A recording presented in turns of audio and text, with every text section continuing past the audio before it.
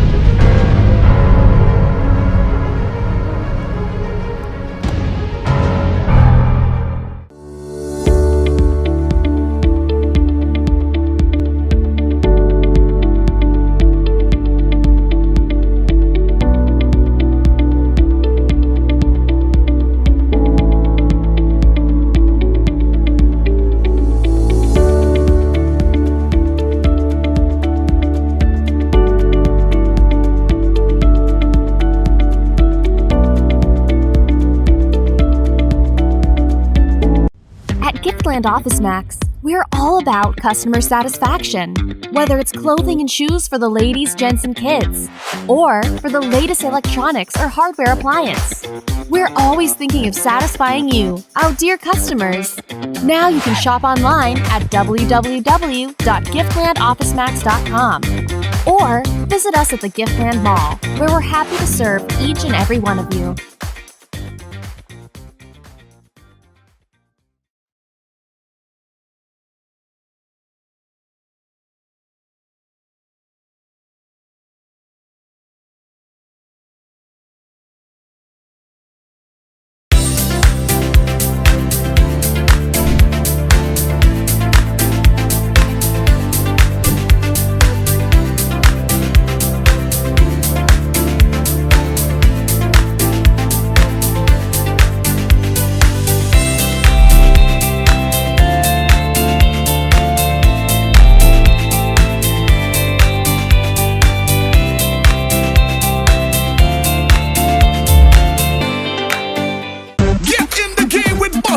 Win a full gaming setup, Xbox X, gaming chair, gaming speaker and headset, or any of over over 60 weekly prizes like Oculus Quest 2, Mini 2 drone, Nintendo Switch, and many more top gaming prizes. Check below for details.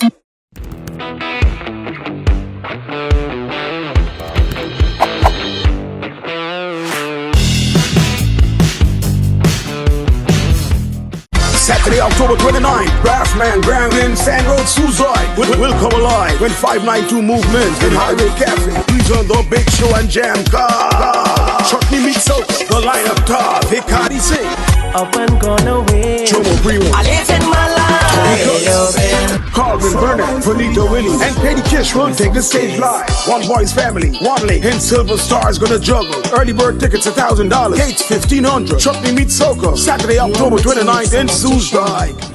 With the date now set for local government elections, President Irfan Ali is urging citizens and political parties to fully participate in the elections, which are now set for the 13th of March next year.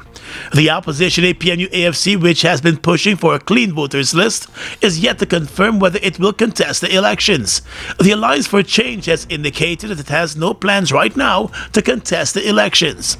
In a message last evening, President Ali said local elections are important for the sustenance of the townships and the NDCs. Local governance and local government system is an essential part of our governance framework.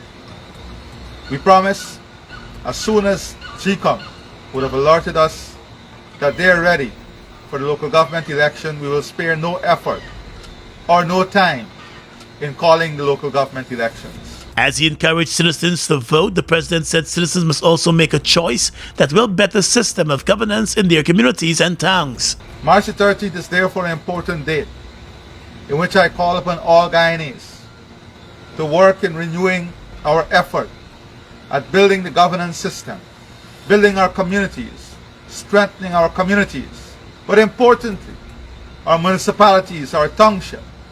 For long, we have seen what mismanagement can do in townships, in some municipalities, in some areas. With the elections date now set, the president said that the opposition should participate in the elections, even though he did not touch on the claims that have been raised by the opposition. We urge all stakeholders to participate fully in this process. We ask all political parties in opposition to get ready. You have long enough notice to be part of this democratic process. We believe in democracy. We believe in allowing democracy to work. We believe that the people are the custodian of their will. Local government elections were constitutionally due last year, but was put off due to COVID-19 restrictions and other factors at the Guyana Elections Commission. This will be the first local elections to be held under a PP civic government in more than 2.5 decades. Local elections were last held under the coalition administration back in 2018. The chief executive officer of Rams Logistics found himself before the magistrate's court on behalf of his company, which was slapped with 10 charges of false tax declarations to the Guyana Revenue Authority. The CEO, Sean Rampersad, entered a not guilty plea to each of the 10 charges and was granted bail in the sum of $50,000 on each of those 10 charges. Magistrate Lerone Daly presided over the matter and was told by the prosecution that the company had filed 10 false tax declarations over the past 2 years for tax exemptions. The case was filed by the Guyana Revenue Authority. The GRA, which had indicated that it was investigating the matter for several weeks, filed the charges after information became public that Rams Logistics was taking the government to court for the non-issuance of a local content certificate to operate in the oil and gas sector. The company was denied the certificate in its first application, but has been waiting several weeks now for a response to its updated application. Rams Logistics is one of the largest logistics company in the oil and gas sector locally. It has been operating here for more than a decade, and according to its management, the company is now majority owned by Guyanese. The Rams company has its origins in Trinidad and Tobago and has been favored by the oil companies for multi-million US dollar contracts for the provision of goods and services. The company's case against the government over the non-issuance of the certificate is expected to come up again in court in November before the Chief Justice. The criminal matter involving the Revenue Authority is also expected to continue at the end of November. Kissoon's annual mega sale is here again. Come and enjoy fantastic deals from the 21st to the 30th of October. Prices are slashed store-wide. Opening hours 7:15 a.m. to 4:30 p.m. Monday to Friday, 8 a.m. to 4 p.m. on Saturdays, and 10 a.m. to 2 p.m. on Sundays. Don't miss out on these great deals. See you there.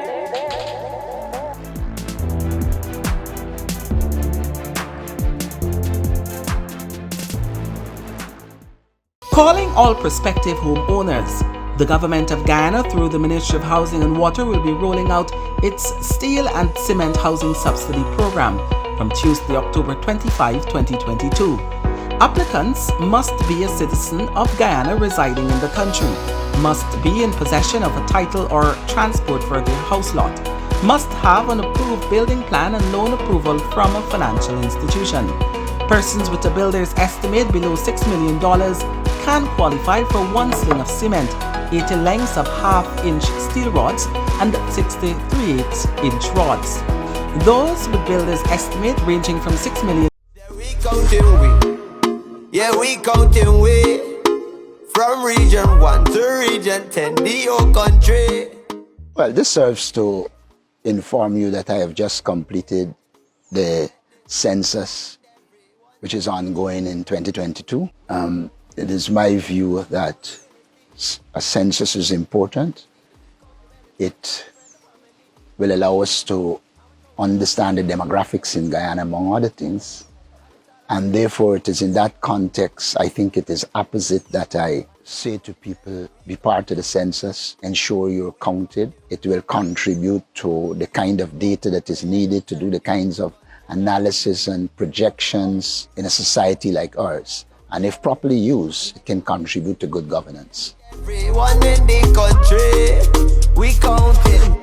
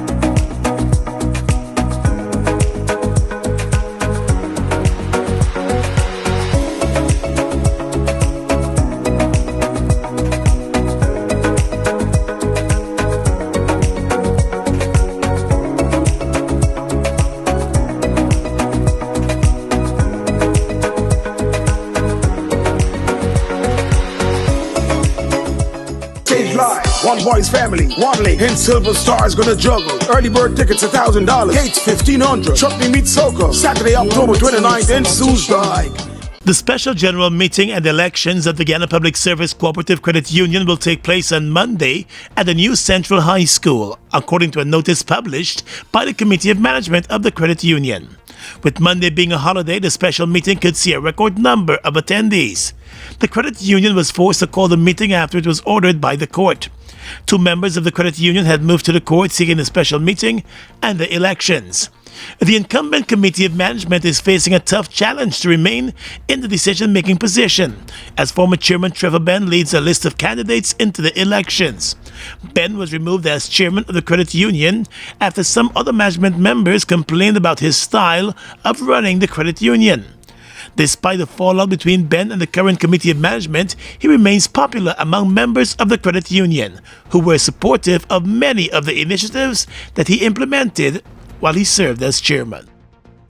The Ministry of Housing steel rod and cement subsidy for home builders will be rolled out next Tuesday, and applications can be made to access the subsidy from the same day.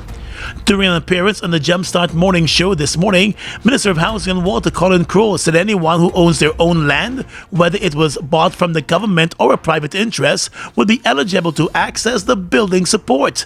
The support will be for residential only and not commercial purposes. Crowe made it clear that in addition to ownership of the land, the home builder must also have an approved building plan for their new house. The initiative, which was announced earlier this year by President Irfan Ali, will see persons building low-cost homes that average $6 million, receiving a sling of cement and 80 lengths of half-inch steel rods, along with 563 8-inch steel rods. Persons who are building homes at an average cost of $6 million to $25 million will receive 2 slings of cement. A sling of cement contains between 35 to 40 sacks of cement, depending on the brand. Minister Kroll said a special committee has been established at his ministry to review the applications to ensure there is no attempt to cheat the system. He also explained that application forms will be made available from this weekend on the websites and social media pages of the Ministry of Housing and Water. According to Minister Kroll, the initiative is to encourage potential homeowners to get the work started on their new homes. He said many of them will be able to start the foundation of their new homes with the products being provided free of cost by the government. The writers of this program are depending on my ethnic but non-threatening voice to explain things they are too lazy to set up traditionally. Only 2 months into the semester. Marcus, I was watching that. What's the matter with you? Noreen, why you have all these things plugged in, man? You really don't check them bills, you know? You know the cost of electricity? Marcus, you can't be so ridiculous. That's the fridge. Why would you unplug the fridge? I don't understand why the cost of electricity is so high in this country, man. Somebody has to do something. Marcus, you know what I realize? Something is really wrong with you. How are we supposed to live without electricity? Hello, just like our ancestors survived back in the days. I will have you know, Marcus, Noreen Angela Melville is not cut out for that type of life. And already the 9th Ivy League squad buzz with future Olympians and presidents. Did you know the Gas to Energy project is expected to reduce the cost of electricity by up to 50%? Yes, that project will slash electricity bills in half. This will also unleash a tsunami of benefits for the manufacturing sector in Guyana. Wow. Marcus, did you hear that? Electricity will be cheaper. Now, Marcus, for the love of God, plug the fridge back in. For the admissions brochure. We counting we from region 1 to region 10, the whole country. We've just completed our census interview. It's quite a simple process. Whenever the team comes to your home, kindly cooperate and get the interview done, because it's also important for the information to be available to us as a government to plan and implement our programs and projects for the development of Guyana, a development that you will benefit from. We counting we from region 1 to region 10, the whole country. Food Max Supermarket, located on the ground floor of the Giftland Mall, is your one-stop shop for all your grocery needs. We stock a variety of imported frozen meat and food products, fresh produce, and pet supplies, freshly made bread. Rotisserie chicken and patties are also available daily. Shop in comfort today at Food Max and let our courteous staff assist you in satisfying your shopping needs. Food Max, the fresh food specialist. Rooms and more, Republic, a brand new rug on the floor. Come to Republic, come to Republic. Whatever you need, you got it. Come through and get your mortgage. Live the dream with Republic. 95 to 100% financing, 50% waiver of negotiation fees, plus one lucky person gets their mortgage paid in full. Turn someday into today. Talk to Republic Bank about your low-cost mortgage today. Get in the game with Buster. Win a full gaming setup, Xbox X, gaming chair, gaming speaker and headset, or any of over 60 weekly prizes like Oculus Quest 2, Mini 2 drone, Nintendo Switch, and many more top gaming prizes. Check below for details. Fuel it up and drive, super 95. Tune up, fuel it up and drive, super 95. Tune up. Protect your fuel system, boy. High mileage and performance, boy. Guyana Super 95 gasoline gives you more reasons to drive and is available at 56 service stations nationwide. For affordable price, high performance, and high mileage, choose Guyana's Super 95 gasoline. Fuel it up and drive.